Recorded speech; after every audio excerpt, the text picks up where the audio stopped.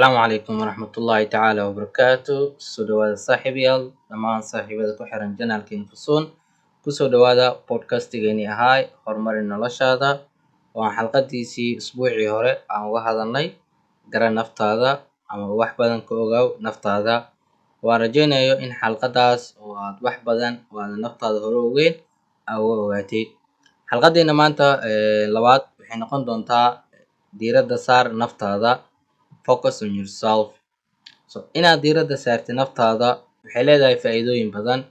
Hadday noqoto in aad wanaajiso xiriirka kaala dhexeeya naftaada, mar walba oo aad naftaada diiradda saartid oo kale waxaa garanaysaa waxyaalaha oo maxaa la dhahaa niyadjabka ku keeno, waxyaalaha stresska, waxyaalaha walwal ku keeno oo kale. So inaad naftaada ahmiyad aad siiso oo kale faa'iido ay leedahay oo kale waxaa ka mid oo kale in aad tahay qof jir ahaan iyo maskax ahaan qof oo caafimaad qabo ayaa noqonaysaa. So marka waxaa laga yaabaa mar walba oo aad naftaada diiradda saarayso oo kale inaad maxaa la dhahaa aad ka walwashay inaad tahay qof oo danaysto oo kale ama ay dadka ku arkaan. So marka ma ahan wax inaad naftaada waqti siisay ama inaad naftaada kaliya waqti la qaadatay ama aad diiradda saartid wax kasta oo ku wanaagsan kuma noqonaysid inaad tahay qof danayste ah.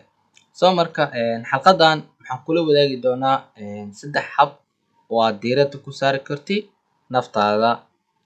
Habka ugu horeeyo oo aad naftaada diiradda ku saari kartid waxaa ka mid ah naftaada kaligeed waqti la qaado, spending time alone.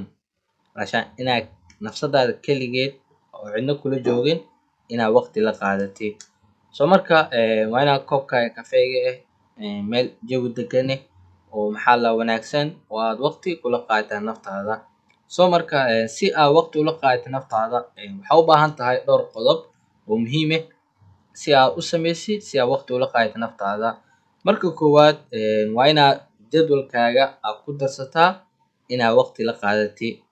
Waa sida culture-keena oo kale qof kasto oo wuxuu waqti la qaataa familkiisa, saaxiibadiisa, dadka uu la shaqeeyo ama qof kasta oo markaas aad u aragtid inuu yahay qof muhiim oo kale waxaa isku day inaad waqti la qaadato.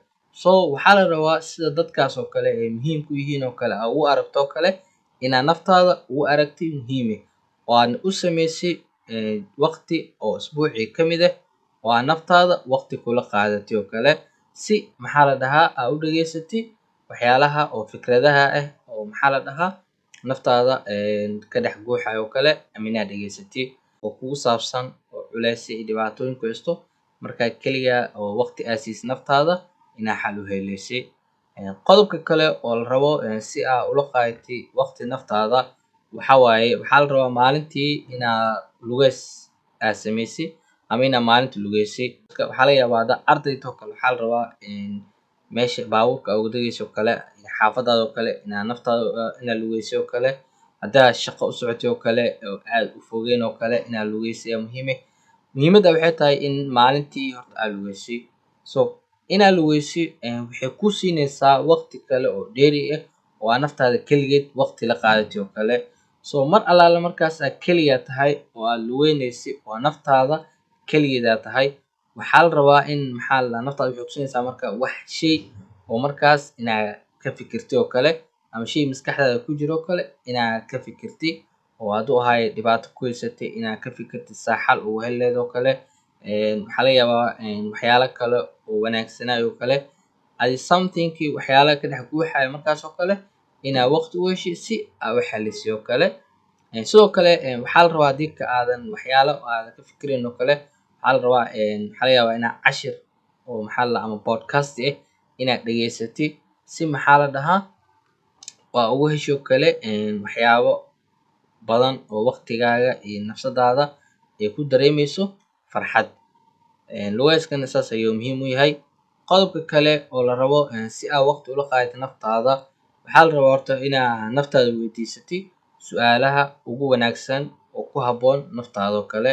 Sababta u weydiinaysid waxaa waaye waxaad doonaysaa marka inaad dhistid xiriir kaala dhexeeyo naftaada si aad u ogaatid waxyaalaha aad sameynaysid iyo xiriir ka dhexeeyo naftaada oo kale.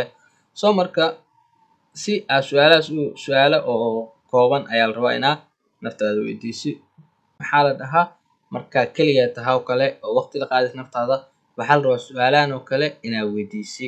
su-aalaha markaas waxaa la rabaa marka qaabka ugu jawaabaysa oo kale inay noqoto qaab oo daacad ah, oo ma ahan inaa naftaada khiyaanti oo su-aashaas aad weydiisay jawaabteeda ma ahane jawaab kale oo aad naftaada been ku qancisa lama rabo. su-aasha aad naftaada weydiisay waxaa la rabaa sida saxda ah oo daacad ah oo maskaxdaada ka dhex buuxayso inaad ugu jawaabtay. tusaale oo kale su-aalaha waxaa kamid oo kale waxaan aad sameynaysa ama waxa aad qabanaysa why aad u sameynay, maxaa u sameynay waxaan. so marka what is your purpose, ujeedada waxaan u sameynaysa maxay tahay oo kale. labo, ujeedadaas aad soo sheegto oo caddeysay oo si saxan aad ugu jawaabtay oo kale maxaa sidee ku gaari karaa ujeedkaas. saddex, maxaa farxad geliyo, maxaa farxad ii sameeyo. qodobka kale oo ah waxyaalaha oo naftaada oo aan maxaa la dhahaa farxad gelinaynin, waxyaalaha naftaada oo waqtiga malayacni ku bixinayo kale in ayagana aad si saxan su-aashaas uga jawaabtay, si maxaa la dhahaa aad diirad u saartay naftaada. qodobka kale oo afraad si aad waqti ula qaadatay naftaada, waxaa muhiim ah inaad naftaada u daaweyso oo kale sida aad u daaweyn lahayd oo kale dadka kale oo kale, ama naftaada inaad si naxariis oo wanaagsan maxaa la dhahaa aad u daaweyso oo kale. waa suurtagal in maxaa la dhahaa naftaada waxyaalo caqabado kale inay la hor imaadaan oo kale. so marka caqabad ama dhibaato markay la hor imaado ama naftaada inay qalad sameyso oo kale, haddii qaladkii iyo wixii dhan aad dusha ugu durto naftaada soo maadan daaweynin oo dhibkii ayaa dhib kale ugu dartay. so marka sidii aad u daaweyn lahayd oo kale saaxiibka oo maanta saaxiibka ama saaxiibta oo maanta kusoo cabatay oo ku dhahday dhibaatadan iyo problemkan haysto, so sida u daaweyn lahayd oo dhibaatadaas iyo welwelkaas aad uga saari lahayd oo kale ayaa si lamida ama si kasii wanaagsan ayaa la rabaa inaad naftaada u dabiibtay markii caqabado iyo dhibaatooyin ama xaalado adag oo ay lasoo gudboonaadaan. oo ma la doonayo in maxaa la dhahaa oo waxyaabaha inaad kusii horisay naftaada. so marka qodobka kale oo si aad naftaada waqti ula qaadatay oo muhiimka waxaa waaye waxaa la rabaa oo kale inaad tixatiyo kale waxyaalaha ahdaafta aad degsato oo kale sidii aad naftaada ugu horumarin lahayd oo kale. so marka waa inaad tixdaa oo kale maxaa la dhahaa ama wadooyinka saxan oo aad ku sameyn lahayd ahdaaftaas ama yoolalka aad leedahay inaad gaartay oo kale. tusaale oo kale waxaa rabaa inaa nolosheeda hadafkaas inaa gaaro oo kale. so marka hadafkaas inaa gaartay waxyaabo badan u baahan yahay maaho waqti in la siiyo in budget lagu bixiyo. tusaale waxaa rabaa inaad barto xirfad x oo kale ama xirfad hebel aa rabaa inaad barto. so xirfadaas waxay u baahan tahay maaho marka si aad xirfadaas u gaartay in maxaa la dhahaa oo goolka ah inaad waqti siis, inaad qarash ku bixis. so marka taas ayaa la rabaa in maxaa la dhahaa waxyaalaha adiga kugu horumarinayo noloshaada inaad tixati aad ay muhiim u tahay. sidoo kale qodobka kale oo labaad oo habka labaad oo aad ku horumarin karta naftaada waxay noqon doontaa inaad practicing self care to avoid burnout. so waxaa la rabaa inaad naftaada aad dabiibti ama aad ka taxadirti oo maxaa la dhahaa daryeeshi ayaa la rabaa. so marka si aad naftaada u daryeeshi ama uga taxadirti waxaa u baahan tahay ayadana dhowr qodob. so marka qodobka ugu horeeya waxaa la rabaa mediation inuu qofka sameeyo waalashaan in uu practice gareeyo kale in qofkii uu waxyaalaha walwalka ama stresska oo kale in maxaa la dhahaa uu iska yara. marka waxaa la rabaa qofka inuu maalintii subaxii oo kale markuu soo kaco inuu mediation sameeyo ah inuu qofkii 5 minutes ilaa 10 minutes markuu soo kaco kale inuu fadhiisto hadduu bedkiisa ama sariirtiisa noqoto ama meel kale. so qofka waxaa la rabaa inuu mediation sameeyo ah inuu qofkii meel fadhiisto 5 minutes 10 minutes uusan wax hadal sameynin, wax ficila uusan sameynin, keliya waxyaalaha markaas maskaxdiisa ka dhex guuxayo inuu markaas uu noodgareysto oo markii waxyaalahaas inuu dhageysto. marka waxyaalaha marka maskaxda ka dhex guuxayo waxaa laga yaabaa inay noqdaan waxyaalo positive ama waxyaalo negative ama waxyaalaha qofkaas markaas rabo inuu sameeyo kale. ayadan aad ay muhiim tahay si aad naftaada ugu taxadirtid ama u daryeeshid. Qodob kale labaad waxaa ka mid oo kale in maxaa la dhahaa aad sameysid exercise, sidoo kale maxaa la dhahaa aad cuntid cunooyin caafimaad leh oo kale. Marka inaa mar walba kasto oo aad wax cunto ama cuntooyin wanaagsan aad cuntid waxay ka qayb qaadanaysaa in caafimaad qabkaaga uu sii noqdo mid wanaagsan oo kale. Marka tan aad u muhiim ah qofka waxaa la rabaa inuu exercise sameeyo si maxaa la dhahaa jirkiisa iyo wixiisa dhan uu u balance gareeyo ama uu u noqdo mid caafimaad qabo oo kale. Qodobka kale oo aad naftaada ugu taxadiraysid waxaa ka mid oo kale inaad waqti ku qaadatid ama maalintii ama saacado kooban inaad waqti ku qaadatid meel ka baxsan shaqadaada hadday noqoto, guriga hadday noqoto. Inta badan waxaa fiican qofka inuu waqti kusoo qaato oo kale meelaha oo doogga leh oo kale oo aan buuqa badan aan ka jirin oo kale, si markaas maxaa la dhahaa qofkaas uu usoo qaato hawo fresh si markii uu shaqadii ama wixii ugu soo noqdane oo u noqdo maxaa la dhahaa qof firfircoon oo maxaa la dhahaa waxyaabo badan fikrado badan soo helay. Qodobka kale oo afraad oo ah sida ugu taxadiraysid naftaada waxaa la rabaa in aad seexatid hurdo kugu filan at least 7 saac ilaa 9 saacadood inaa heshid hurdo kugu filan. Hurdadana midda habeenkii iyo midda maalintii waxaa caafimaad qabto midda oo habeenkii, sababtoo ah qofka sida standard-ka waa inuu 8 saacadood hurdo helaa. Hurdadaas qofku markuu helo wuxuu helaa in jirkiisa iyo maskaxdiisaba ay noqdaan kuwo nasto si shaqooyinka kale ay u qabanayaan ayagoo tamar fiican oo hayo inay qabtaan oo kale. Marka saas waxaa la rabaa marka si aad naftaada ugu taxadirtid inaad hurdo kugu filan aad heshid.